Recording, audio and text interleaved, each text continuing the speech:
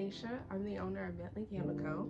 And I'll be making videos all about candle making and helping you guys along with your candle business journeys. This is my first video ever, so I'm going to give you guys like a quick introduction about myself. Of course, my name is Tanisha. I'm a candle maker. I'm 29 years old. I live in West Virginia. I'm a wife and I'm a mother to 4 amazing children. So you could only imagine like what our household is like day in and day out. It's very hectic.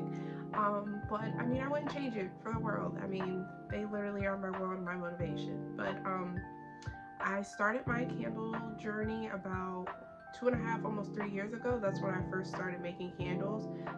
I did a lot of research before I actually made my first candle. But immediately, like when I first made my first candle, I was like, all right, I'm launching a candle business. Like I knew right then and there this was my passion. I just fell in love with everything about candle making. So from there, I launched my business in May of 2023, and since then, it's been amazing. I have had some ups and some downs, but it's been such a great growing experience for me. I feel like I've learned so much from like fellow candle makers, and I watched so many YouTube videos and things like that. So, you know, as time went on, I was like, you know what? I want to make a channel and I want to like give other people tips and things like that. I want to help them along in their journey. So that's what inspired me to create this channel. It's just to help you guys the same way that other fellow candle makers and things have helped me along the way. You guys like my hair? I'm actually in the middle of like trying to create some locks. So this is like my starting point, and you know, I've just been getting creative with my hairstyles and stuff. So I'm constantly getting compliments about, oh my gosh, your candles are so amazing, they're so great, they smell so great, like what is your secret, what are you doing? So today I'm going to give you guys tips on how to perfect your candle hot throw. So get your notebooks, sit back, take notes, take tips, and yeah, enjoy this video. Alright everyone, the first tip is choosing your wax. Now I know in the beginning this can be like very overwhelming for some people because there's just so many waxes to choose from. I mean, there's paraffin, soy, parasoy, coconut, palm wax, beeswax. I mean, and to be honest, what's going to like really help you is research. That's the key to choosing a wax is research, because all of them are going to give you a different type of characteristics. So, for example, paraffin wax is considered the kingpin of like hot throw. Some will like beg to differ, but in this industry, paraffin is considered like the kingpin when it comes to hot throw. But it does come with its cons. So, you know, paraffin wax doesn't burn as clean as some of the other natural waxes. It also burns a lot hotter, so it means your candles aren't going to last as long. So those are some things that you want to take in consideration. So there's benefits, there's pros and cons to like both. So you just really have to do your research so that you can really figure out what works for you. Personally, I use coconut wax, and before coconut wax, I've used soy, like just straight 100% soy, and then I've also used a parasoy, which is basically a blend of paraffin and soy. And I mean, it was cool, but I wanted to go more of the natural route, and then I did a lot of research with coconut wax, and I decided to try coconut apricot wax, and let me tell you, that wax is amazing. I'm never going back. Like, well, the moment I tried coconut wax from the very first time, from the way that it poured, from the hot throw, the cold throw, everything, it is like kingpin. I'm never going back. So you just have to figure out what works for you. Just make sure, I see a lot of people that when they are starting, they usually start with like, you know, like the little candle kits, some of them from like Hobby Lobby. I've seen some for like Michaels, or people just order things online. You really want to vet out and make sure that you're getting good quality wax, not just like any type of wax, because, oh, what was that? I think this is from my sweater. Sorry. But anyway, like, you want to make sure that it's good quality. So you might want to make sure that you're getting it from an actual candle supply company and not just from like random Hobby Lobbies and things. I've tried those waxes before, and I haven't really had success with like a great hot throw with those waxes. So trust it, you know what I mean? I've learned from my trial and error, trust me. trust me, you're going to want to get a good quality of wax. Number 2, proper wick testing. This is extremely important. So you're going to want to make sure that you do a lot of testing at this stage, because the wicking, basically, candle making is a science. So you need the proper wax blend with fragrance oil and the proper wick, and they all come together and they release this beautiful scent. So if you have a wick that's way too big for your jar, it's going to burn really hot. It's probably going to burn off that fragrance oil. You're probably going to smell nothing but smoke, or it's not going to have a scent at all. It's probably going to cause a lot of smoke, a lot of black soot, and we don't want that in candle making. You also don't want to underwick your candle, which can be a wick that you're using that's entirely too small. It's not burning hot enough to release that fragrance oil properly. So you really want to make sure that you're testing, test. And I'm actually going to make a video later on and show you guys the proper way to test, just to save you money, save you the headache, because I needed somebody at the time when I started to tell me the proper way to do that, instead of I wasted a lot of money, I wasted a lot of product doing that. So follow me for more content later, and I'm going to show you guys how to properly wick in a video later on. Okay, this is another big one. Number 3 is going to be using the proper percentages of fragrance oils. So you really want to make sure that when you're doing your testing phase and things like that, I know a lot of people go into it and they're just 8%, 9%.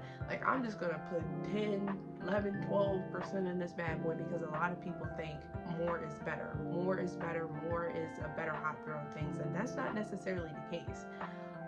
You could have a candle that you pour 10% in, and you could not have a hot throw at all, and you're immediately thinking oh my god, this is a bad candle, this fragrance oil sucks, this or that. And it's really not that.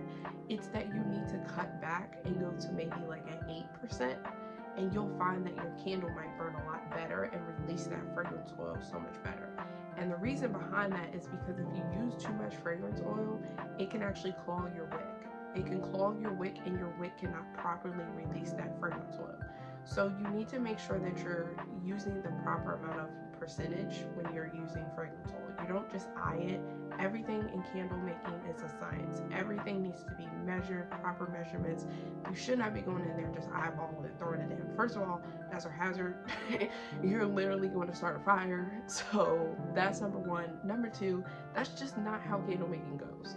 I know that a lot of people have seen videos where there's just people on there pouring this and that. Do not listen to those people at all. So I'm telling you right now, you need to make sure you're using proper measurements. Also, another big thing that you want to take in consideration is the type of fragrance oil that you're using.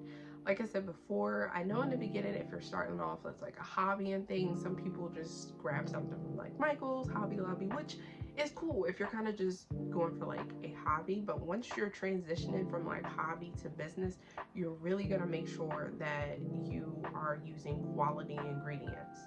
And I will tell you, I've used some of those fragrance oils and things from, those little cheap fragrance oils and things. They do not burn great in candles at all. They don't. You don't get a good hot throw. There's a lot of chemicals and things in there, and it's just not a good mix. So make sure, the same way that I told you guys with the wax, make sure that you're getting your fragrance oils from an actual candle supply company. Some really good ones that I like is you have Candle Science, you have the Flaming Candle, Midwest Fragrance Company, Virginia Candle Supply. Those are really good candle supply companies where I get a lot of my products from. So just keep that in mind when you are buying fragrance oils. They might be a little bit more expensive than that Amazon and things like that, but it's worth it. All right, everyone, so the 4th tip is going to be adding your fragrance oil at the proper temperature. So your research does come into play with this, because anytime that you purchase a wax and things, you want to make sure that you've read the manufacturer guide and things like that. And each wax has a different temperature, that they recommend when pouring your fragrance oil. Coconut wax, they say anywhere between 200 to 210 degrees. I have been pouring my fragrance oil in at 200 degrees for a very long time, and I have had a lot of success from that. I've had a great fragrance oil. But I have also seen a lot of other YouTubers and things like that where they'll say things like, oh, you know, you gotta add it at high temps, you know, 230, 240.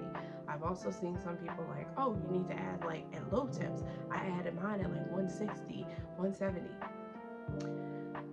I'm here to tell you the secret to all of it is following the manufacturer guide.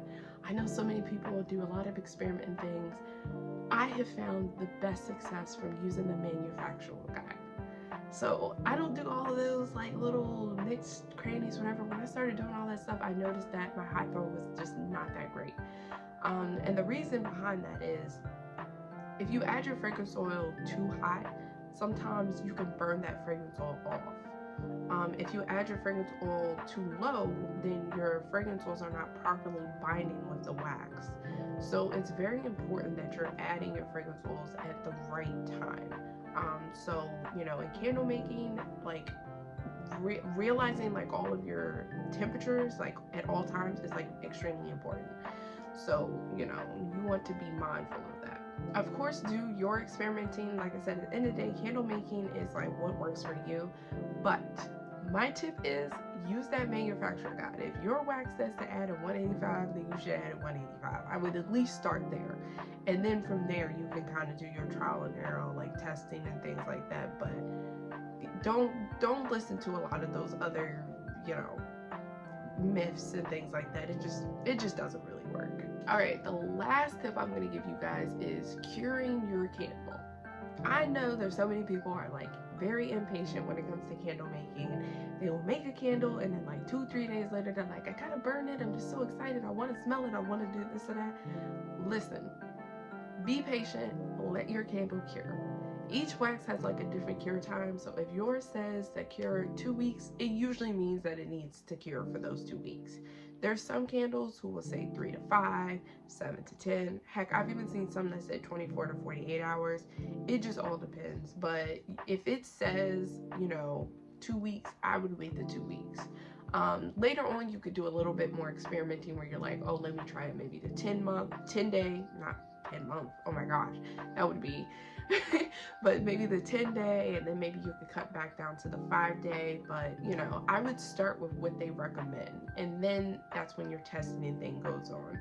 I'm just trying to save you guys like some time. I'm trying to save you guys some money, because in the beginning I had none of this information and I was free balling out here, and it took me until I've been doing candle making for 3 years. I want to say it wasn't until the last 6 to 8 months when I really like narrowed down this testing and like really buckled down and started like, you know, doing proper testing and things like that. So, you know, I'm just here to help you guys out, not to make the same mistakes that I've made. Alright guys, so those were my 5 tips on how to perfect your candle hot throw. So I really hope that those help you out. Like I said, just do your own testing. You know, start with those manufacturer guides. And yeah, I wish you guys all the success with your candle making, whether it's a hobby or whether you're transitioning to an actual business now. So I plan on making a lot more videos in the future of helping you guys out, giving you guys tips, telling you guys some of the things that kind of worked for me, what kind of didn't work for me, just so that you guys can kind of avoid those mistakes in the future. So yeah, if you enjoyed watching this video, please go like and subscribe, and stay tuned for more videos. Thank you guys.